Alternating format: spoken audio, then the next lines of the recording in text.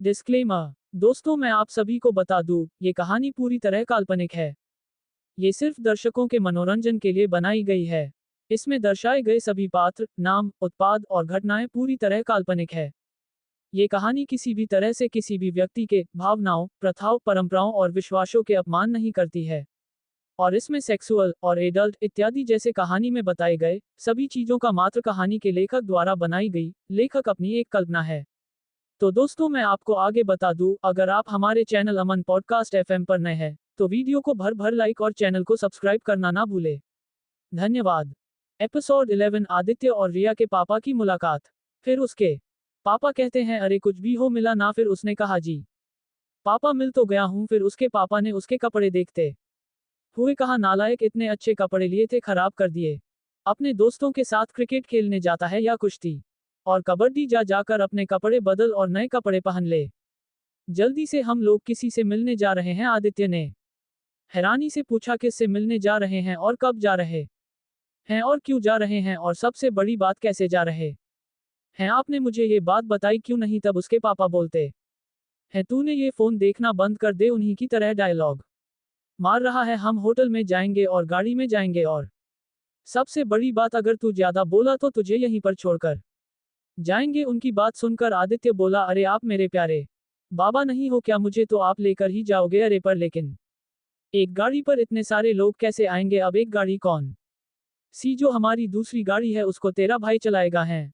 क्या बोला? उसे कब से गाड़ी चलाने आ गई? ओ अच्छा, हाँ, उसको तो गाड़ी चलाने आती है। तो क्या आप लोग नई वाली गाड़ी में जाओगे और हम पुरानी? हाँ, तो वह हमारी पुरानी गाड़ी भी कम से कम 16 लाख रुपए की है और लगती भी बिल्कुल न्यू मॉडल ही है। और रही बात तेरी, तो तू कोई मॉडल या फिर कोई सुपरस्टार नहीं है। एक बात की, सबसे खतरनाक औलाद है। क्या बोला? खतरनाक औलाद? बिगड़ी तो सुना था। ये खतरनाक क्या होता है? कपड़े बदल कर आना, वरना मैं बताता हूँ खतरनाक बाप क्या होता है। अरे तो आप भी अपनी ड्रेस बदलो ना। हाँ, चल चल, दोनों चलते हैं। फिर कुछ देर बाद आदित्य नए कपड़े पहनकर आ जाता है। वह उन कपड़ों में हीरो लग रहा था। लगभग घर के सभी लोग तैयार हो गए थे। फिर जैसे ही आदित्य के पापा को याद आया कि उनकी पुरानी गाड़ी में तो पेट्रोल ही नहीं है, तो उन्होंने कहा, आदित्य जाकर देख कि हमारे पास 15-15 लीटर के पेट्रोल के कैन हैं और उनमें पेट्रोल है या नहीं। तब तक जल्दी से यह गैराज की तरफ गया और फिर ने पाया कि वहां पर पेट्रोल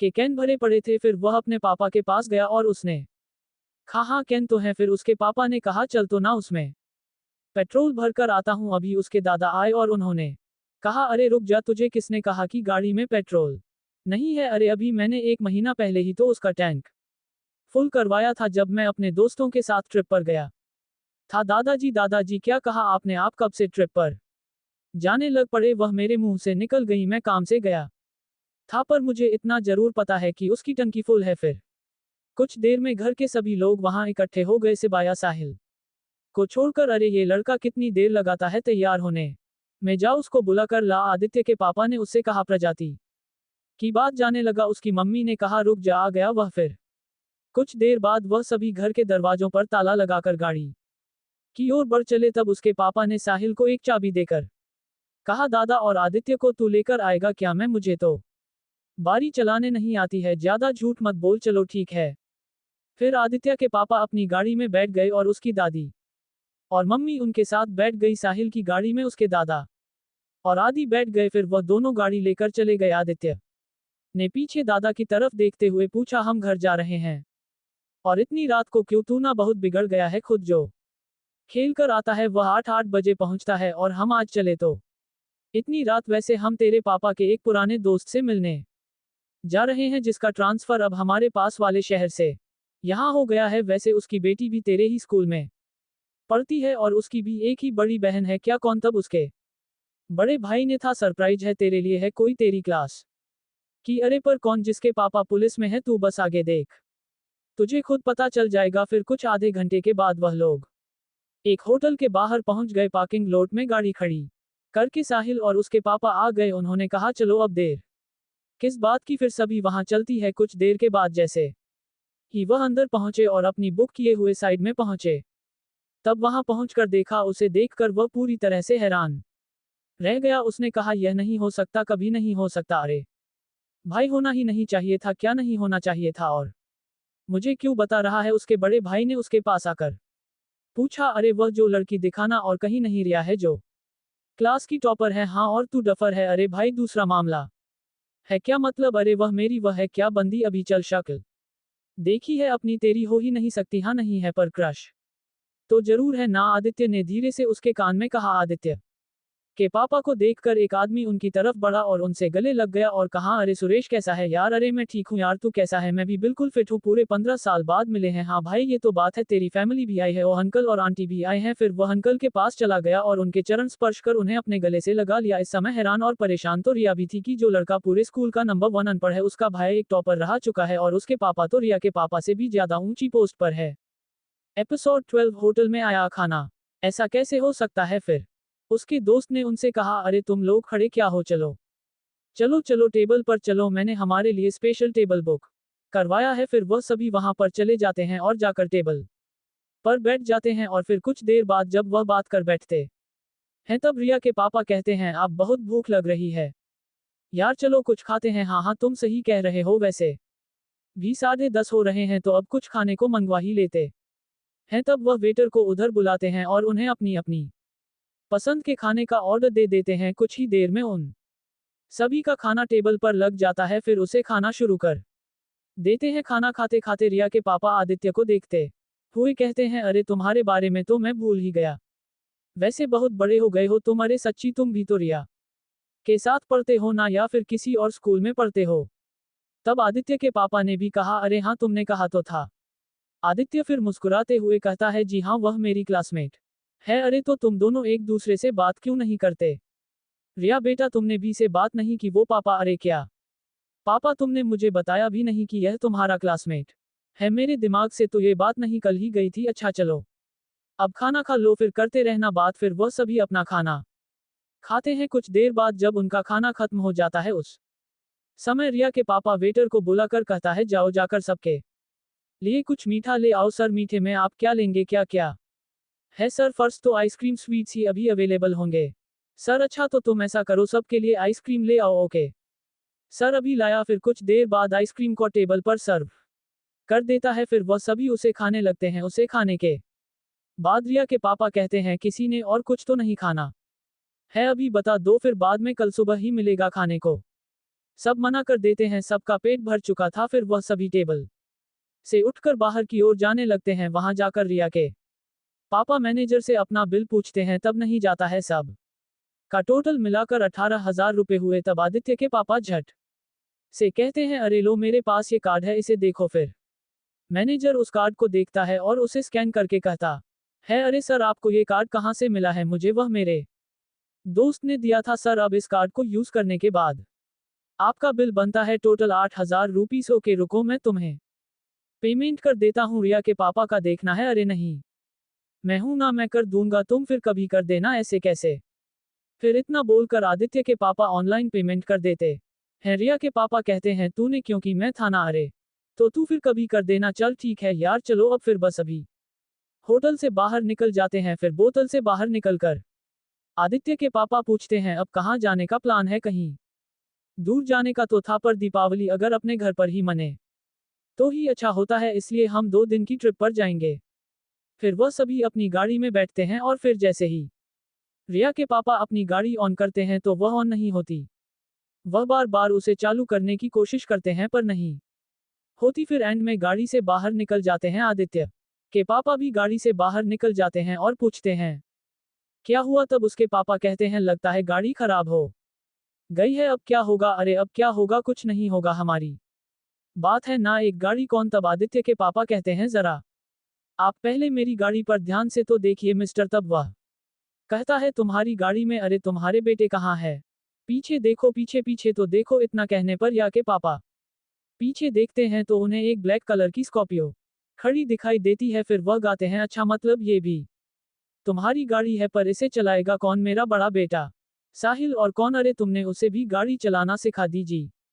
बिल्कुल अब चले। इतना कहकर आदित्य के पापा अपनी गाड़ी में बैठते हैं और उनकी गाड़ी में रिया की मम्मी फ्रंट सीट पर, रिया के पापा बैठ जाते हैं और आदित्य की दादी भी रिया और आदित्य की मम्मी के साथ बैठ जाती और फिर रिया भी जाकर साहिल की गाड़ी में बैठ जाती है और फिर उसकी बड़ी बहन भी इस समय आदित्य भी पीछे की सीट पर बैठा था, क्योंकि आगे की सीट में उसके दादा बैठ गए थे। फिर सबके बैठ जाने के बाद दोनों गाड़ियां वहां से चली जाती हैं और रिया के पापा ने मैकेनिक को फोन करके उसे गाड़ी ठीक करके उसके घर पर पहुंचा देने को कह दिया था। रास्ते में चलते चलते आदित्य के पापा रिया के पापा से पूछते हैं, तुम्हारी बड़ी बेटी क्या कर रही है? अरे कुछ नहीं, वह तो बस डॉक्टर बनने की तैयारी कर रही है। और तुम्हारा बेटा? मेरा बेटा भी अभी इंडियन मिलिट्री लेफ्टिनेंट बनने की तैयारी कर रहा है। वह तो उसके दादाजी की जिद थी, वरना मैं उसे यूपीएससी के एग्जाम की तैयारी करवाता। चलो वह भी अच्छी बात है। तुम्हें हमारी वह बात तो याद है ना, जो हमने वादा किया था? कौन सी बात? आदित्य के पापा पूछते हैं। अरे वह वाली। अरे कौन? वही तो नहीं जो हमने तब की थी जब हमारे दूसरे बच्चे 3 साल के हुए थे।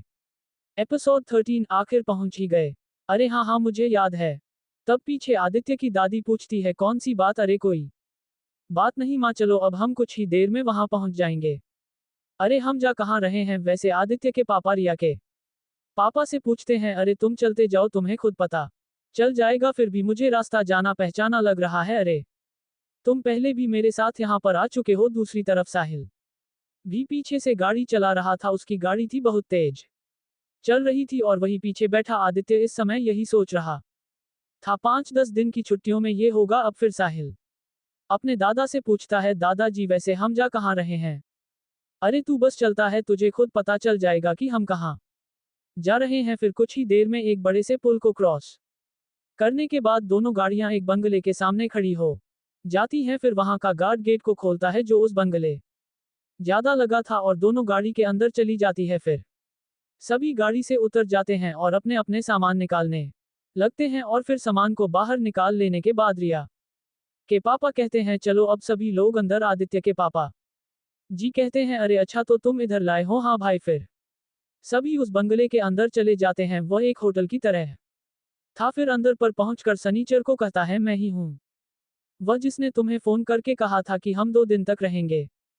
फिर मैनेजर खड़ा होता है और कहता है, ओके सर, आपको कितने रूम चाहिए? फिर वहां सभी को गिनते हुए करता है, एक मैं और रिया की मम्मी, दूसरे आदित्य के पापा और उसके मम्मी, तीसरे उसके दादा दादी, चौथे साहिल और आदित्य, पांचवी मेरी दोनों बेटियां। टोटल 5 कमरे चाहिए। 5 कमरे तो अभी अवेलेबल नहीं हो सकते हैं क्योंकि सर अभी बहुत लोग आ रहे हैं। सर अच्छा तो आप कितने रूम हमें दे सकते हैं इस समय? अगर आपको छोटे रूम चाहिए तो आपको भी अवेलेबल हो जाएंगे, और अगर टेबल चाहिए तो भी सर 3 हो सकते हैं। रिया के पापा सोचते हुए कहते हैं, तो फिर कौन कहाँ रहेगा? फिर आदित्य के पापा कहते हैं, प्लीज पहले सोचने वाली क्या बात है?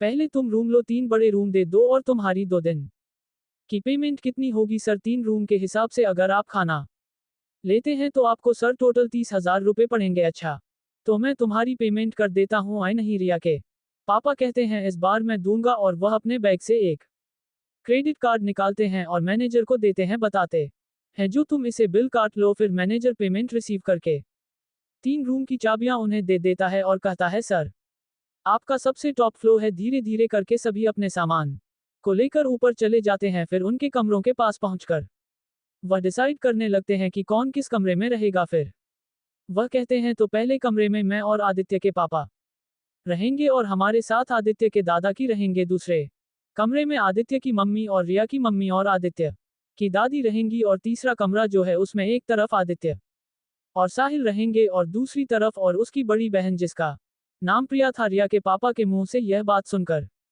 आदित्य जोर से कहता है, मैं इसके साथ रूम भी शेयर नहीं करता और बेड शेयर करूंगा कभी नहीं। आदित्य की बात सुनकर उसकी मम्मी उससे कहती है, तो क्या हुआ, ये तेरा भाई है और बचपन में तो इसके साथ चिपक कर सोता था, इससे दूरी नहीं होता था। ये बात सुनकर आदित्य का चेहरा शर्म से लाल हो गया। उसकी यह बात सुनकर सभी हंसने लगे। असल बात तो यह थी कि आदित्य रिया और उसकी बहन के साथ रूम शेयर नहीं करना चाहता था, परंतु अपने भाई से तो बहुत ज्यादा प्यार करता था। जब वह पढ़ने चला गया था तब से आदित्य अकेले कहने की आदत डाल चुका था, वरना नहीं तो वह अपने भाई को कभी नहीं छोड़ता था। फिर कुछ देर उसे मनाने के बाद वह मान ही गया और उसने कहा, चलो ठीक है। फिर अपने अपने कमरों को खोलने के बाद सभी उनमें चले गए और फिर वहां पर अपना सामान रखकर अपने कपड़े बदल कर सोने की तैयारी करने लगे। आखिरी बार वहां सभी से मिलकर सब लोग सो गए। इधर आदित्य के कमरे में उसका बड़ा भाई उससे बात कर रहा था। तो फिर क्या हुआ अंकुश का? तू बोल रहा था तूने उससे दोस्ती तोड़ दी? तब आदित्य कहता है, हाँ, वह जो मेरा दोस्त नहीं है शुभम, उसके साथ मेरी दोस्ती कभी टूट नहीं सकती थी, पर उसके टूटने के पीछे भी अंकुश ही एक वजह थी। पर अब मैंने उससे दोस्ती कर ली है दोबारा से। प्रिया भी उसकी बातें सुन रही थी और रिया भी। उसे भी अभी तक स्कूल में आए हुए पहला ही साल था। तो तूने उसकी वजह से पढ़ना की छोड़ दिया फिर? अरे मैंने कहाँ छोड़ा है, अभी किसी को पता ही कहाँ है कि ओल्ड आदित्य हमेशा था, हमेशा है और हमेशा रहेगा। जैसी पिछले साल भी मैंने अनपढ़ बनने की एक्टिंग की थी, फिर जब पेपर लगे थे तब सभी लोग मुझे देखकर हैरान हो गए थे और मैंने टॉप कर लिया था। वैसे इस साल भी मैं ऐसा ही करूंगा। आदित्य की यह बात सुनकर रिया हैरान हो गई थी कि वह लड़का जो पूरी क्लास में अनपढ़ बना रहता है, उसने टॉप किया था और आगे भी करने को कहा है। फिर उसके भाई ने कहा, चल अच्छा है यार शुभम, और उसका भाई भी मेरा बहुत अच्छा दोस्त है। वैसे उसका भाई कर क्या रहा है यार? अरे वह तो इंडियन आर्मी में लेफ्टिनेंट भी बन चुका है। अरे उसके पापा की प्रोच चलती है, ये तो हमारे लिए बहुत अच्छी बात है कि वह मेरा बहुत अच्छा दोस्त है। हाँ भाई, वैसे भैया आप भी तो आर्मी की तैयारी कर रहे हो, फिर क्या हुआ उसका? अरे अब मैं वह सभी टेस्ट में पास हो चुका हूँ, अभी तक बताया नहीं उन्होंने कि मुझे कौन सी रैंक मिलेगी, कर्नल या फिर लेफ्टिनेंट की, क्योंकि मेरे सारे टेस्ट 80% से ऊपर ही गए हैं। इसलिए तू बड़ा होकर क्या बनेगा? मैं तो कुछ भी नहीं बनूंगा। क्यों? अरे क्योंकि मेरे बदले की नौकरी तू तो करेगा मेरा बड़ा भाई। चल बता देना, अभी तक कुछ खास तो नहीं सोचा है, पर अगर आर्मी में जाऊंगा तो जनरल तो जरूर बनूंगा, या फिर सीबीआई का चीफ या सेंट्रल गवर्नमेंट की कोई बड़ी पोस्ट के लिए अप्लाई कर लूंगा। इतना सब कहकर वह दोनों ही सो गए। उनकी बातें सुनकर तो प्रिया और रिया दोनों ही हैरान थी। एपिसोड 14 घूमने चले सब। फिर दोनों सो गए, दोनों बहनें उनकी बातें सुनकर हैरान रह गए थे। उन्हें लगा ही नहीं था कितने काबिल लोग होंगे एक आर्मी में सिलेक्ट होने ही वाला था। दूसरा जो पूरे स्कूल में साल भर अनपढ़ बना रहता था, वहां एक टॉपर है। तब रिया की बहन ने चुपके से उससे कहा, अरे तू तो नालायक बोल रही थी, पर ये तो कुछ और ही नहीं, तो हमारे सामने ही बोल रहा है कि यह एक टॉपर है। अरे दीदी मुझे नहीं पता, रिया प्रिया के कान में कहती है और फिर मैं उसके कान में कहती है। पापा ने एक बार कहा भी था कि उनका एक पुलिस वाला दोस्त है और उसका बेटा आर्मी में एक बहुत बड़ा अफसर लगने वाला है, और अगर वह आर्मी में लग जाता है मैं अपनी बड़ी बेटी की शादी उससे कर दूंगा। मुझे तो ये साहिल हीरो लग रहा है आपकी जिंदगी का। चल पगली सो जा, अब रात हो गई। अगर इन दोनों ने हमारी खुसर पुसर सुन ली तो सोचेंगे कि यह हमारी बारे में बात कर रही हैं। फिर और कुछ देर बात करने के बाद वह दोनों भी सो जाती है। फिर धीरे धीरे रात खत्म होती जाती है और सुबह के 5 बजे बज जाते हैं। तभी उनके दरवाजे में एक आवाज होती है और उसके आवाज तीनों आदित्य, प्रिया और रिया जग जाती हैं। फिर जैसे ही दोनों अपने बिस्तर पर खड़ी होती हैं, देखती है आदित्य भी जाग चुका है, परंतु उस कमरे में उसका भाई नहीं है। फिर जैसे ही दरवाजा खुलता है, वह सभी देखते हैं आदित्य और रिया के पापा वहां पर खड़े हुए थे। और फिर रिया के पापा कहते हैं, जाग जाओ, हमें कहीं जाना है। अपने पापा की यह बात सुनकर रिया फिर से पूछती है, अरे पर हमें कहाँ जाना है? पहले तुम लोग नहा धो लो, फिर बताता हूँ। आदित्य अपने पापा की तरफ देखते हुए कहता है, अरे साहिल भैया कहाँ गए? तेरा साहिल भाई फौजी बनने गया था, कुछ नहीं छुट्टी पर आया है कि आदत नहीं बदली। उन्हें वहां पर 3 बजे उठना पड़ता है और आज फिर उसने ऐसा ही किया है और वह घूमने चला गया है। कहाँ? अरे सुबह की सैर पर। अपनों की तैयार हो जाओ, फिर हम खाना खाकर घूमने निकलेंगे। अच्छा ठीक है। फिर धीरे धीरे पर सब नहा लेते हैं। ओके भाई की आदत। प्रिया उसे इम्प्रेस हो गई थी। वह खुद तो एक डॉक्टर का कोर्स कर रही थी, पर उसके लिए फौजी भी कोई बुरा नहीं था। कुछ देर के बाद सभी लोग खाना खाने के लिए आ जाते हैं। अपने खाने का ऑर्डर देकर इंतजार करने लगते हैं। कुछ ही देर में उनका खाना आ जाता है। फिर वह लोग खाना खाने लग जाते हैं। खाना खाने के बाद सभी अपने हाथ धोते हैं और फिर अपने कमरे लॉक करके बाहर की ओर चल पड़ते हैं। फिर होटल से बाहर निकलकर गाड़ी में बैठ जाते हैं और फिर गाड़ी निकल जाती है। इस बार गाड़ी को आदित्य के पापा नहीं चला रहे थे, बल्कि रिया के पापा चला रहे थे, और वह साइड में बैठे हुए थे क्योंकि रिया के पापा को लोकेशन के बारे में पता था। और पीछे से साहिल भी अपनी गाड़ी चला रहा था। गाड़ी चलाते चलाते साहिल कहता है, ये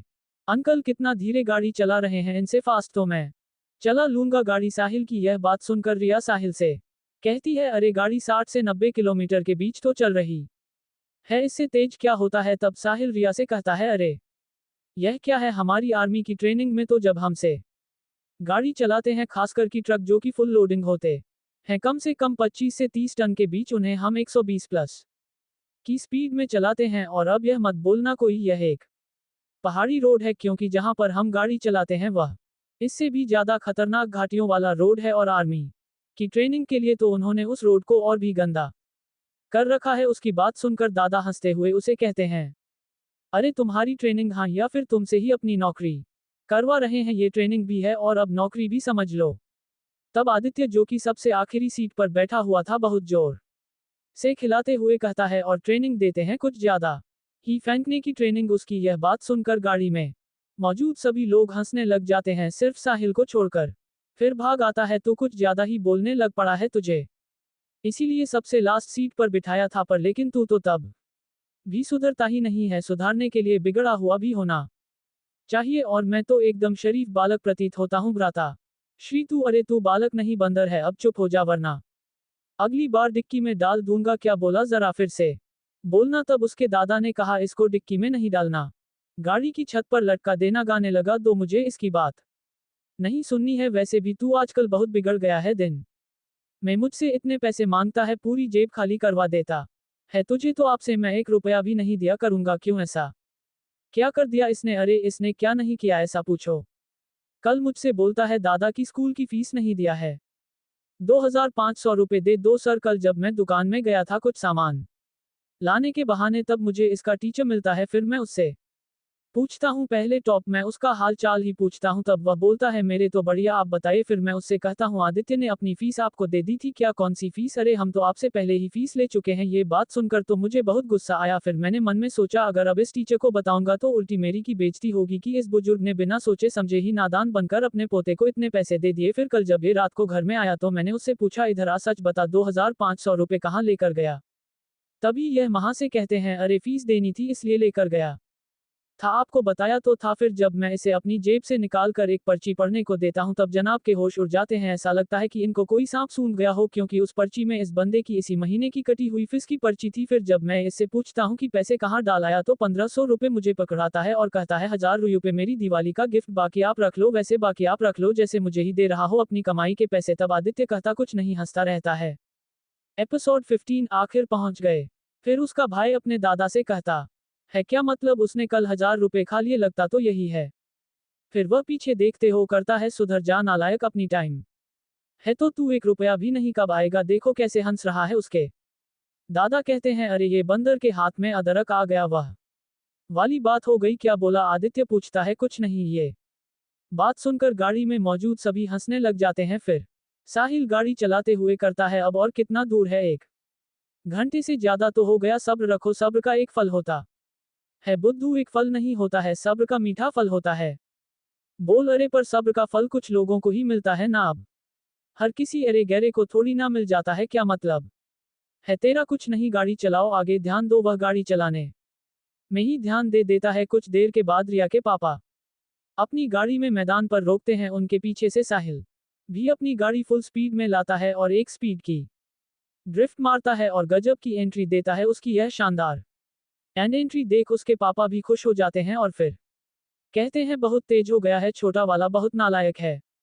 मुझे तो नहीं लगता है इसे साइकिल चलाने आती होगी, ढंग से गाड़ी तो क्या ही चला पाएगा, नालायक। ऐसा ही साहिल अपनी गाड़ी से निकलता है और उसके साथ गाड़ी में बैठे बाकी और लोग भी उतर जाते हैं, आदित्य को छोड़कर। तब उसके पापा उससे पूछते हैं, अरे तू गाड़ी से बाहर क्यों नहीं निकला?